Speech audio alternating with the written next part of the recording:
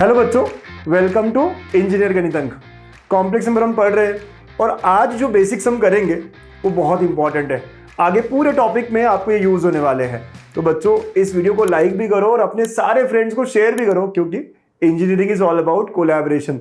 अच्छा पढ़ो और सबको अच्छा शेयर करो। अब बिल्कुल ये होना चाहिए। तो कॉम्प्लेक्स नंबर के बेसिक्स हम कर रहे हैं और आज हम जानेंगे कि रिप्रेजेंटेशन ऑफ कॉम्प्लेक्स नंबर कैसे होता है, और ये हमें पूरे टॉपिक में आगे लगने वाला है। पूरे जो भी क्वेश्चंस हम करेंगे उसमें ये वाला फॉर्मेट, ये वाला फॉर्म बहुत यूज होने वाला है, पोलर फॉर्म और यूलर्स फॉर्म। क्या होता है सर? तो पहले बात करते हैं रिप्रेजेंटेशन की। तो मैं हमेशा कॉम्प्लेक्स नंबर को z is equal to x plus i y लिखता हूं ना। जब मैं एक्स प्लस आई वाई लिखता हूं तो मैं इसको प्लॉट करता हूं आर्गन्स प्लेन में। क्या नाम है इसका?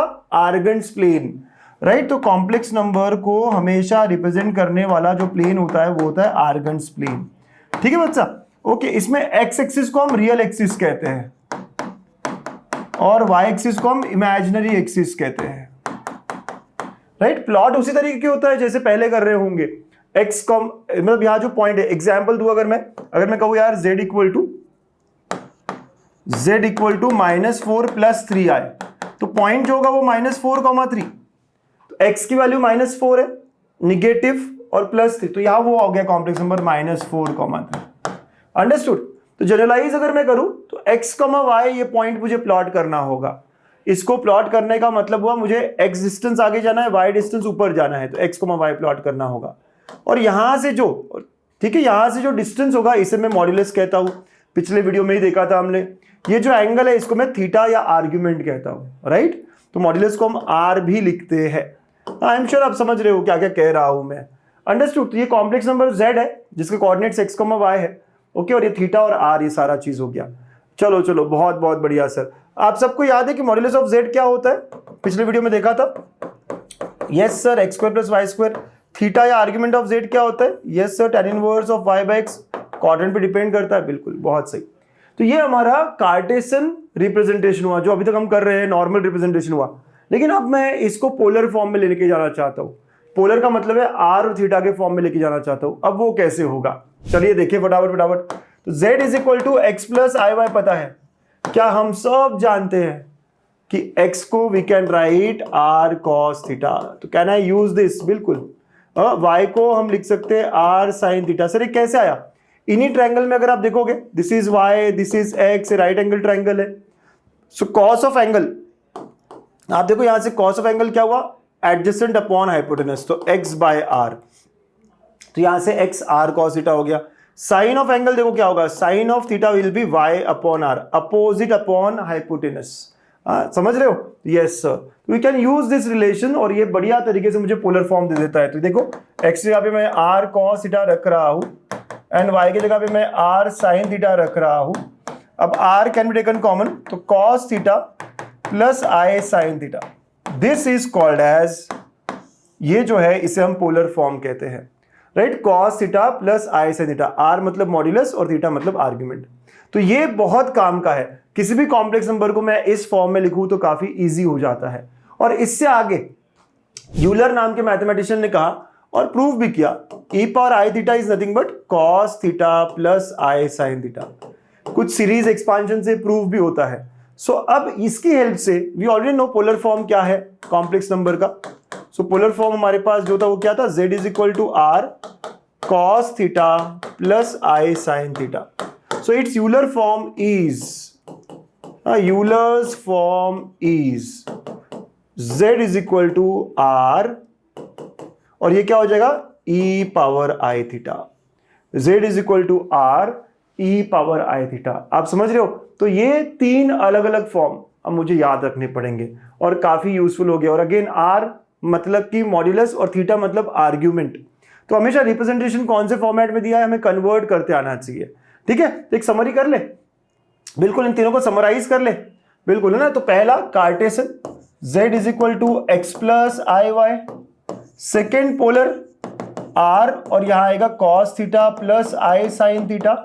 एंड थर्ड है z is equal to r e power i theta. तो ये तीनों फॉर्म मुझे याद होने चाहिए, अच्छे से पता होना चाहिए क्या है, कहां पे, कैसे।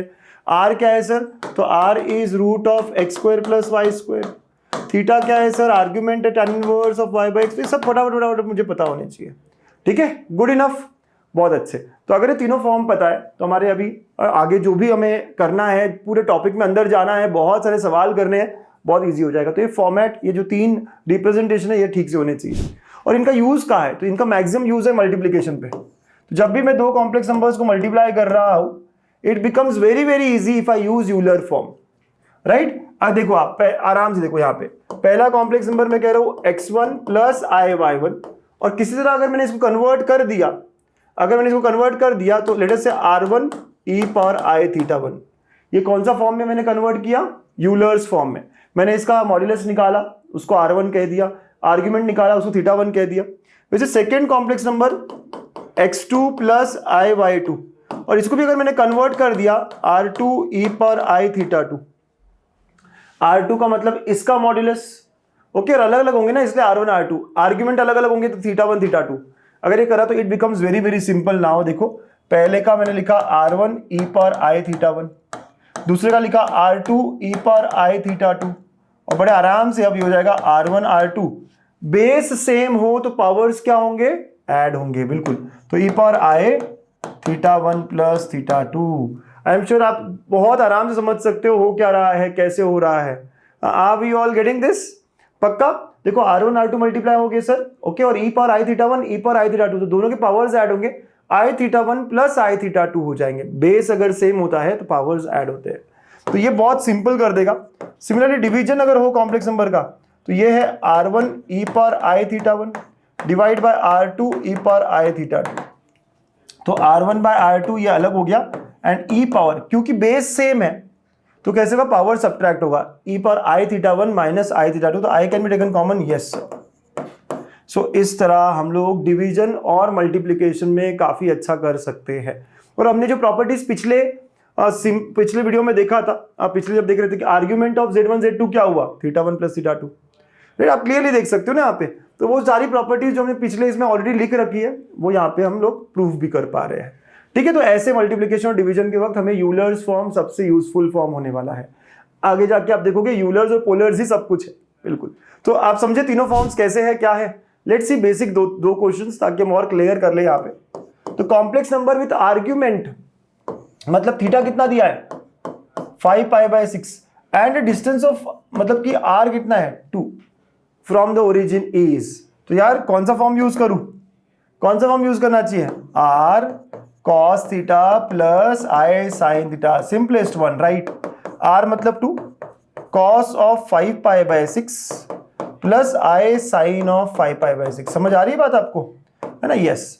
अब now what is 5 by 6, 5 pi by 6, 5 pi by 6 मतलब 150 डिग्री, है ना, 5 पाई बाय 6 150 डिग्री।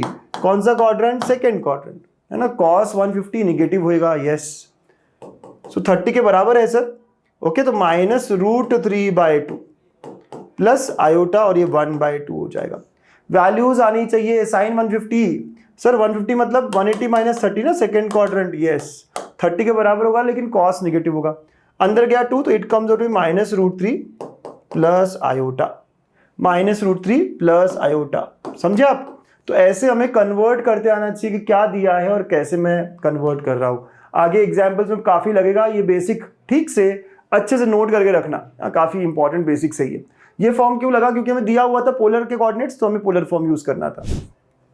अब देखो नेक्स्ट वाला, express in the form of, तो z क्या दिया है, √2 e पावर i के साथ 3 पाई बाय 4 है। कैन यू ऑल अंडरस्टैंड कि r क्या हुआ, √2, थीटा क्या हुआ, 3 पाई बाय 4, है ना। किससे कंपेयर किया sir, r e power i theta से। बहुत आराम से समझ सकते हैं हम, इतना बेसिक ही से क्लियर करने थे हमको। आज के इस सेशन में हमें इतना ही बेसिक क्लियर करना था, ये समझ गए तो बहुत बढ़िया।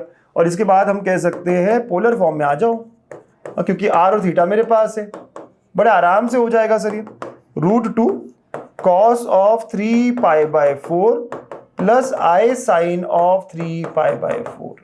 3 पाई बाय 4 सेकेंड क्वाड्रेंट में है सर, ओके। तो -1/√2 plus i into 1/√2, right. Second quadrant में है 3 pi by 4, 3 into pi by 4 कितना होता है भाई, 135 हो रहा है ना, बिल्कुल।